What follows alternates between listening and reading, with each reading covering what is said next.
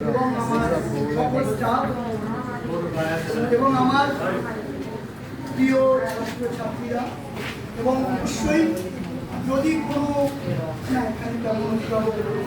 যদি কেউ যাই হোক সবাইকেই আমার অন্তরে শ্রদ্ধার্ঘ্য জানিয়ে আজ বিশ্বকবি রবীন্দ্রনাথের এই প্রয়াণ দিবস 22শে শ্রাবণ, সেই প্রয়াণ দিবসে আমার বিদ্যালয়ের পক্ষ থেকে যে বার্তা, সেই বার্তা হলো তাকে কবিগুরুকে শ্রদ্ধার্ঘ্য জানিয়ে যে বার্তা, সেই বার্তা হলো শান্তির বার্তা, প্রেমের বার্তা, peaceful coexistence, Brotherhood and fraternity, বিশ্ব সৌভ্রাতৃত্বের বার্তা, যেটা রবীন্দ্রনাথ ঠাকুর দ্য রিলিজিয়ন অফ ম্যান। আমি বারবার কেন বলবো, কারণ তোমরা যখন বড় হবে তোমরাও এই একটি আর কিছু রবীন্দ্রনাথের যখন একটু ম্যাচিওর হবে, ইংরাজিতে পড়ার মতো ক্ষমতা হবে, বাংলা ট্রান্সলেশন হবে, মানুষের ধর্ম, সেই ছোট্ট এর মধ্যে বইয়ের মধ্যে তিনি লিখে কিভাবে সমস্ত কিছু রূপে মানবতার ধর্ম, মানে আমরা কেউ হিন্দু নই, মুসলিম নই, খ্রিস্টান নই, জৈন নই, বৌদ্ধ নই, পারস্য নই, আমরা কেউ ব্রাহ্মণ, ক্ষত্রিয়, বৈশ্য, শূদ্র ইত্যাদি নই। মানুষ যখন ওই আমি অন্তত 10 বার পড়েছি, তাই তোমাদের বলছি, তার এই আজকে প্রয়াণ দিবসে তাকে শ্রদ্ধা, সেখানে তিনি বারবার ব্যাখ্যা করেছেন যে আমরা যখন পৃথিবীতে আসি তখন আমরা কেউ কোনো আইডেন্টিটি বা কোনো পরিচিতি নিয়ে পৃথিবীতে আসি না। আমরা আসি একজন ভোলানাথ মানে শিশু যখন মায়ের কোল আলো করে পৃথিবীতে জন্ম নেয়, তখন তার কোনো না থাকে কোনো মানে আলাদা কোনো পরিচয়, সে একজন শিশু। সে যদি ইংল্যান্ডে বড় হয় তার নাম হবে জন, এখানে তার নাম হবে তোমাদের মতোই মানে সুমন বা ইত্যাদি ইত্যাদি ইত্যাদি ইত্যাদি। যদি অন্য কোথাও জন্ম নেয়, যদি চায়নাতে, তার নাম শিল্পী ইত্যাদি ইত্যাদি।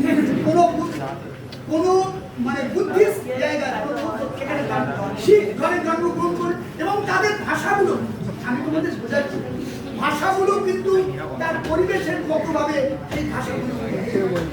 রবীন্দ্রনাথ যে কথা বলেছেন আলাদা করে, আমরা কিন্তু কোনো ধর্ম নিয়ে জন্মাই না, ভাষা নিয়ে জন্মাই না, সম্প্রদায় বা বর্ণ নিয়ে জন্মাই না, আমরা মানব। এটাই রবীন্দ্রনাথ বলেছেন মানবতার ধর্ম, রিলিজিয়ন অফ ম্যান, মানবতার ধর্ম। এই কথাটা তোমাদের বারবার বলেছে। আজকের এই হিংসাদীর্ণ পৃথিবী, চারিদিকে আমি আগের দিনও বলেছি, হিংসাদীর্ণ পৃথিবী, হিরোশিমা দিবসে তোমাদের বলেছি, চারিদিকে ভয়ঙ্কর যুদ্ধ বাঁচাবো। আমি বিস্তৃতভাবে বলছি, চারিদিকে মানে তৃতীয় বিশ্বযুদ্ধ যে কোনো মুহূর্তে হয়তো বেঁধে যেতে পারে। তৃতীয় বিশ্বযুদ্ধ মানে পারমাণবিক যুদ্ধ, পৃথিবী একেবারেই মানে ভয়ঙ্কর ভাবে পৃথিবী ধ্বংস। এই চারিদিকে ক্রমবর্ধমান হিংসা, হানাহানি, এই তার প্রেক্ষাপটে কবিগুরুর বাণী অত্যন্ত সুন্দর। তিনি মুক্ত সম্পা বলেছেন, আমাদের সবাই বলেছে, সবাই বলেছে যে আমাদের চিন্তা মুক্ত চিন্তা, আমাদের রাবীন্দ্রিক চিন্তা মানে কি, আমাদের খোলা হাওয়ায় মুক্ত চিন্তা, শান্তিনিকেতন, শ্রীনিকেতন, বুনিয়াদী শিক্ষার চিন্তা এবং বিশ্বভারতী মুক্ত পরিবেশের মুক্তাঙ্গনের চিন্তা, যেখানে রবীন্দ্রনাথের রক্তকরণে নন্দিনীরা তারা নানা রকম শোষণ শাসনের বিরুদ্ধে তারা কিন্তু প্রতিবাদের ভাষা। রবীন্দ্রনাথের রক্তকরণে ডাকঘরের সেই ডাকঘরের রবীন্দ্রনাথের ডাকঘরের সেই অদ্ভুত ভাবে দই দই ভালো বৈশাখ, তোমরা জানো একটা বদ্ধ ঘরের মধ্যে দাঁড়িয়ে সেই বাইরের মুক্ত হাওয়াকে সে ডাকছিল।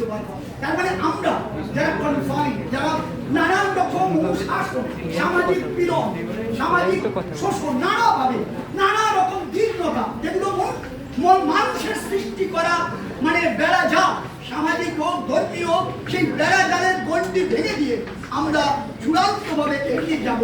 আর অনেক আমরা মুক্ত চিন্তায় বিশ্বাস করব। সেই মুক্ত চিন্তা হোক তোমাদের শিক্ষা, তোমরা সবাই সেই অদ্ভুত বিশ্ব মানবিকতার চিন্তায় তোমরা বেরোবে। এটাই রাবীন্দ্রিক চিন্তা। রবীন্দ্রনাথ সেই মহামানব, তার গানে, তার কবিতায়, তার সমস্ত নাটকে সব কিছু। আমি কি বলবো, রবীন্দ্রনাথ মানে ভার্সাটাইল জিনিয়াস, বহু। তিনি যদি শুধু পেন্টিং লিখতেন, শুধু আঁকা, তাতেও তিনি হয়তো নোবেল পুরস্কার, ছোট গল্পটা তাতেও অনন্য রবীন্দ্রনাথ, মানে ফিকশন রাইটার, মানে কি বলবো তোমাদের ওই যে কোনো কিছু, তাতেও কিন্তু তিনি অনন্য। কবিতা তো বলেনি, গীতাঞ্জলি কাব্যগ্রন্থের জন্য তিনি নোবেল পুরস্কার পেয়েছেন। কাজেই যদি ছোটবেলায় সহজ পাঠে রবীন্দ্রনাথ, যদি তুমি কৈশোরের কিশোরায় রবীন্দ্রনাথ, আবার যৌবনের উদ্দীপ্ত শিখায় রবীন্দ্রনাথ, প্রৌঢ়ত্বের নানাবিধ এর মধ্যে তাতেও রবীন্দ্রনাথ, বার্ধক্যের বারাণসী রবীন্দ্রনাথ। রবীন্দ্রিক চিন্তা আমাদের সমস্ত প্রেম, অনুভূতি, ভালোবাসা, আমাদের বিশ্ব চিন্তন, তার চিন্তা এবং চেতনা আমাদেরকে আলোকিত করে মুক্ত চিন্তায় বিশ্বভারতীর শিক্ষা, মানে খোলা পরিবেশে সমস্ত বেড়াজাল ভেঙে একটা মনোভাব বিকশিত হয়, সেটাই রবীন্দ্রিক চিন্তা। এবং সহমর্মী হোক, হিংসা দীর্ঘ ভুলে, পারস্পরিক ভেদাভেদ ভুলে, নানান রকম যে বেড়াজাল নিজেদের মধ্যে ছোট ছোট বন্দিকে, কিন্তু কোনটাই আমাদের সৃষ্ট নয়, আমরা চাপিয়ে দিচ্ছি মানে মানুষের উপরে। সেই উচ্চতার বন্ধু থেকে বেরিয়ে এসে তোমরা বিশ্ব মানবিক চেতনার, তোমরা বন্ধু সবাই সুশৃঙ্খল, তোমরা যখন এই চিন্তা নিয়ে বাইরে যাবে, তোমাদের চিন্তা একমুষ্ট হবে তোমাদের পরিবেশ, তোমরা সবাইকে আপন করে নেবে। এবং তখন দেখবে তোমাদের চিন্তা যখন চারিদিকে ছড়িয়ে পড়ে, তোমাদের ছাত্রদের, ছোট ছোট শিশু বা যারা আছে সবাই দেখবে পৃথিবীতে হানাহানি মুক্ত এক নূতন সুন্দর বৃষ্টি গড়ে উঠবে। সেটাই রাজনৈতিক চিন্তা। রবীন্দ্রনাথের মৃত্যুদিন মানে এইসব মহাপুরুষদের মৃত্যু কিছু নয়, তার মৃত্যু মানে কি জীবনের অনন্ত জীবনের মহাযাত্রী। ওই যে সুদূর নিহারিকা যারা করে আছে ভিড়, আলো হাতে চলিয়াছে আধারের যাত্রী, গ্রহ তারা রবি, তুমি কি কেবলই ছবি, তুমি কি তাদের মতো সত্য নও, হে ছবির হায় ছবি, তুমি কি কেবলই ছবি। রবীন্দ্রনাথের অলৌকিক যাত্রা, আকাশ ভরা, সূর্য তারা, বিশ্ব ভরা প্রাণ, তাহার মাঝখানে আমি পেয়েছি বিস্ময়ে তাই জাগে জাগে আমার। তার মানে কি এই মহাসমুদ্র বিশ্ব সমুদ্রের মাঝখানে আমরা প্রত্যেকের প্রাসঙ্গিক, কেউ অপ্রাসঙ্গিক নয়, সবাইকে নিয়ে পৃথিবী এই সময়, কাউকে বাদ দিয়ে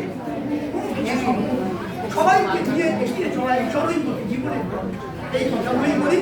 মিলনের ভেদাভেদের বন্দি ছেড়ে মুক্ত চিন্তা, রবীন্দ্রিক চিন্তা উদ্যুক্ত সমস্ত সংকীর্ণ মানে ধর্মীয়, সামাজিক রীতিনীতি, অনুশাসনের রাজনৈতিক চিন্তায় তোমরা উদ্বুদ্ধ হবে।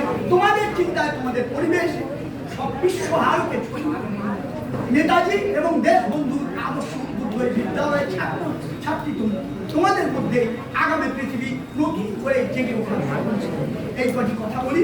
আর আমি একটি গানে 2 থেকে 3 লাইন, দুটো থেকে তুলে একটু চুপ করে থাকবে, 2 থেকে 3টে লাইন আমি একদম খালি বল রবীন্দ্রনাথকে শ্রদ্ধা, মানে বিশ্বকবিকে শ্রদ্ধা।